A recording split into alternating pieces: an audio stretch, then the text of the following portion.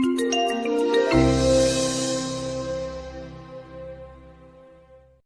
name is Tatiana Zakharova, and I'm Head of Marketing at InSpy. Today, I will be joined by Andy Kopp, Transformation Practice Lead at Lexmark, to talk about Transformation as a Service, which became an award-winning journey for Lexmark. Hello, Andy, and congratulations on winning the InfoWorld and Forrester Enterprise Architecture Awards 2020. Hi, Tatiana. Thanks for that. Appreciate it. Andy, thank you for joining our discussion and sharing your journey to success.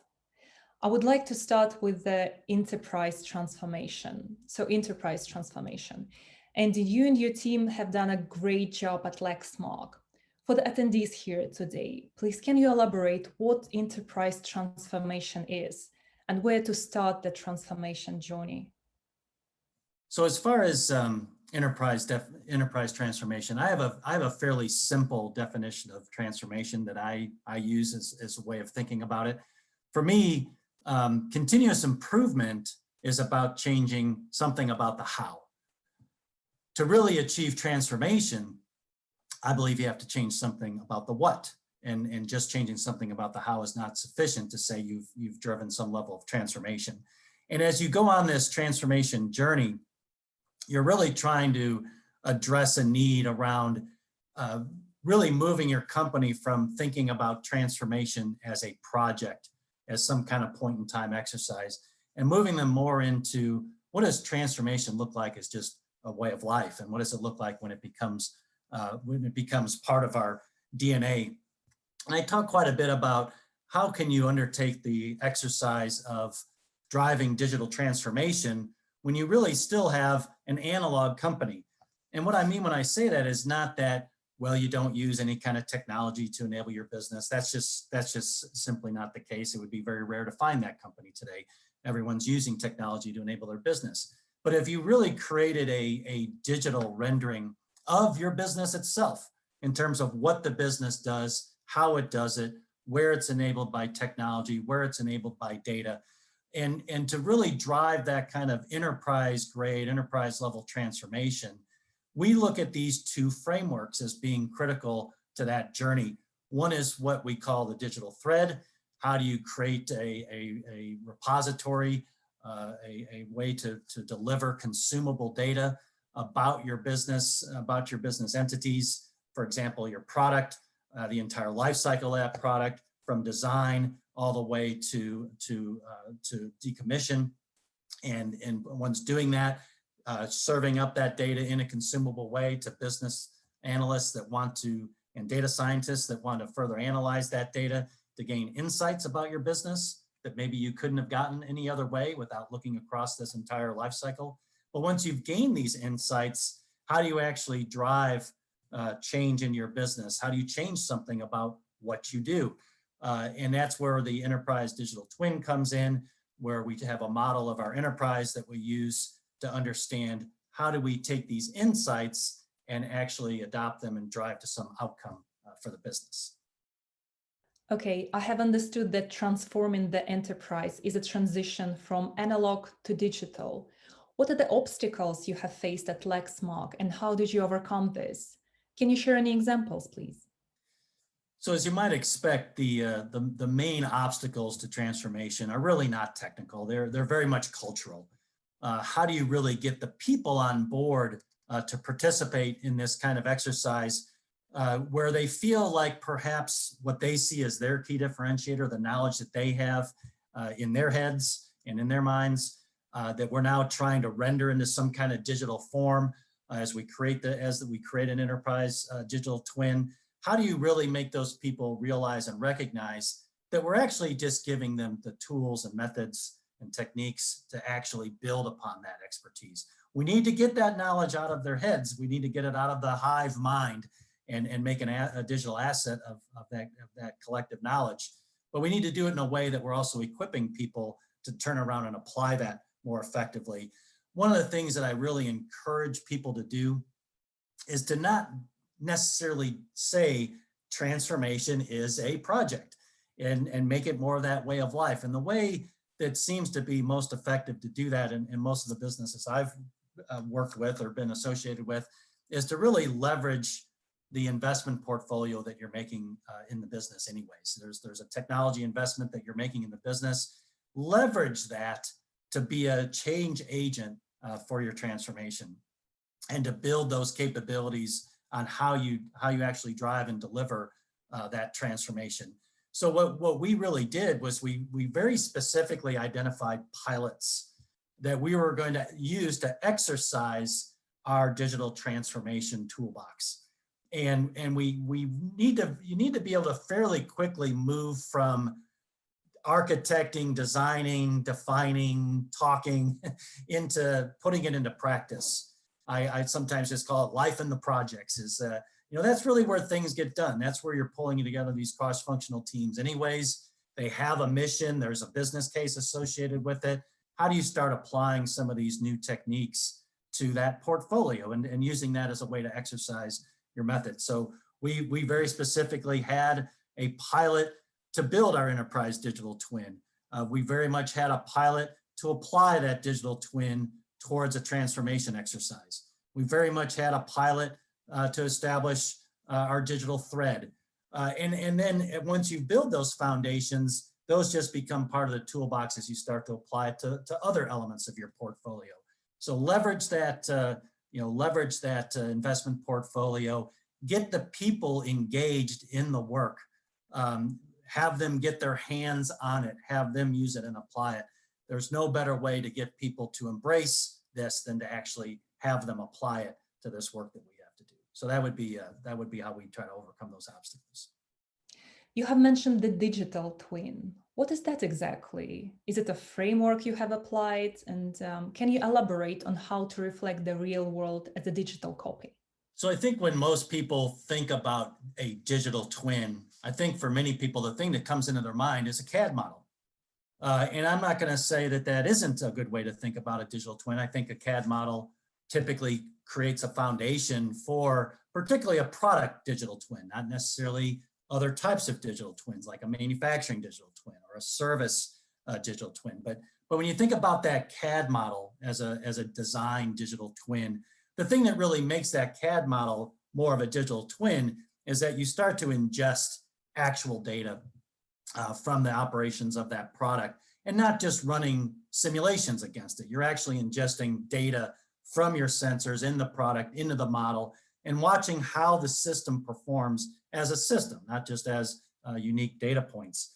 If you take that same kind of premise now and try to apply it to an enterprise, how do you create a CAD model of your enterprise? Well, it doesn't look like a CAD model. It looks like a meta model. It looks like a model of data and entities and relationships that try to describe what you do as a business, how you do it, and where it's enabled by technology and by data.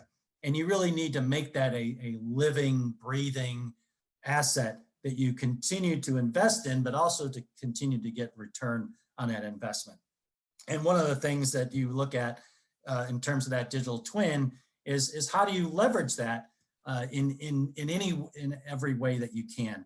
If you have a definition of what you do and how you do it, and you have a structure and content that depicts that, that's very useful for things beyond just driving that initial initiative for transformation, but how to use that to drive it into test management, training, change management, performance management, risk and controls, risk management, et cetera.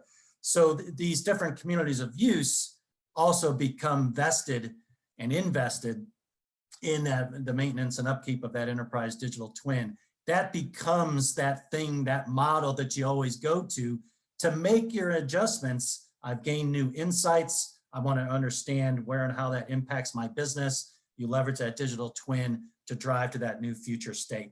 So that's where we really make those insights translate into the business outcome that you hope to achieve. Andy, that all sounds very exciting, and managing the full complexity probably required a set of high-class tools.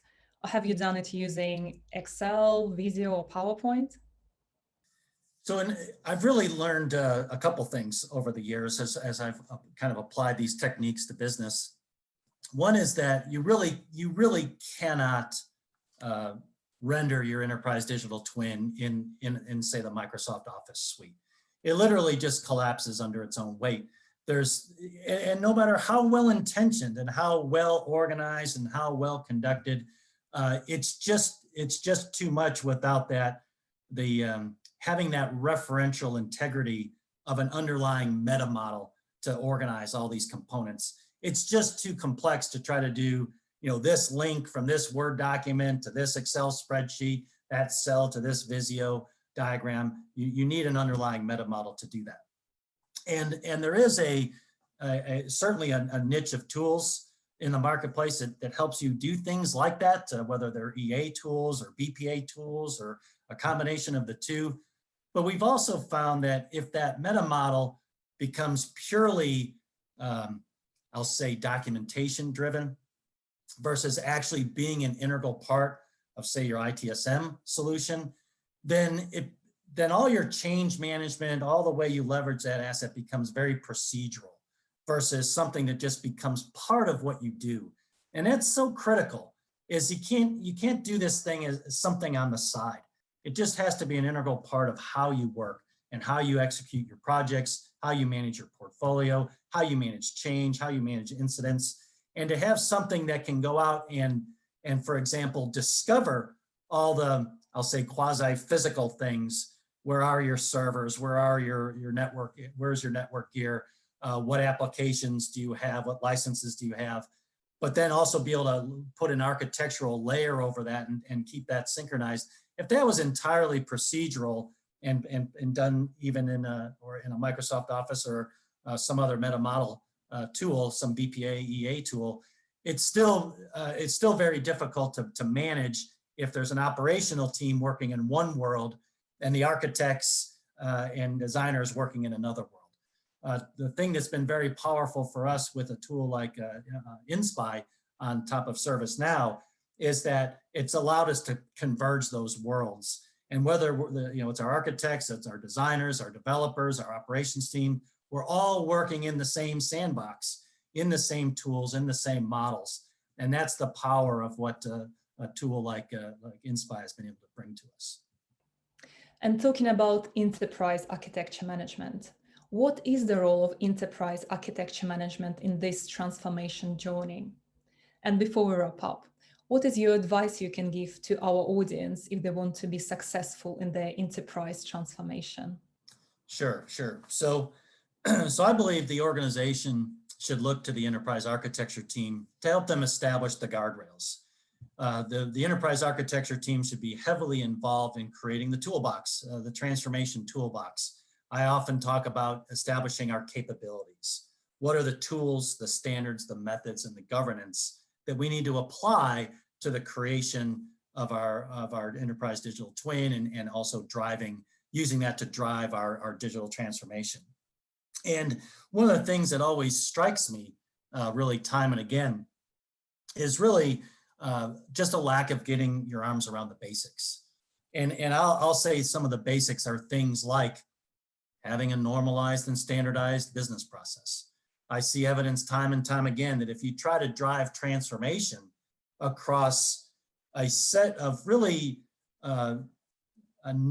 non-necessary variances in your business processes, and they may be variances driven by acquisition, they may be variances driven by starting up lines of business in different geographies. I often just call it too many hows for the same what. And if you're tasked with driving transformation to every one of these variances, you're going to be on a very long transformation journey. So just simply getting your arms around the basics of what are my processes? What am I going to be applying my transformation to? What am I going to be taking these wonderful disruptive technologies, IoT and advanced analytics and intelligent workflow, and how am I going to apply it to my business if I don't really have a good definition of what that business is?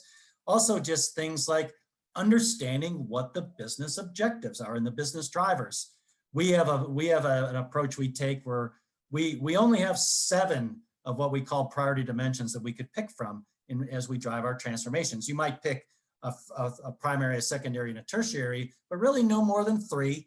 Too hard to manage, too many, juggle too many needs.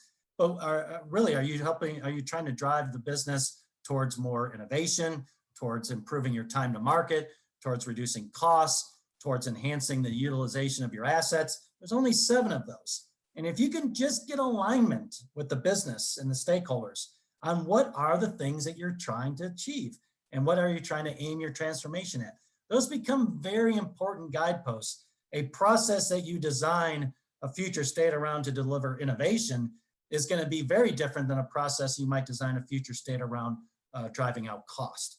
So doing things like getting your arms around your business process, understanding the objectives that you're trying to achieve, those create critical guideposts for your transformation. It sounds simple, it sounds straightforward, but I'm always surprised at how seldom the time and energy is actually spent to get your house in order, get those basics in order first, before you start saying, okay, how will this future state look as I start to drive this transformation and introduce these new technologies and these new insights.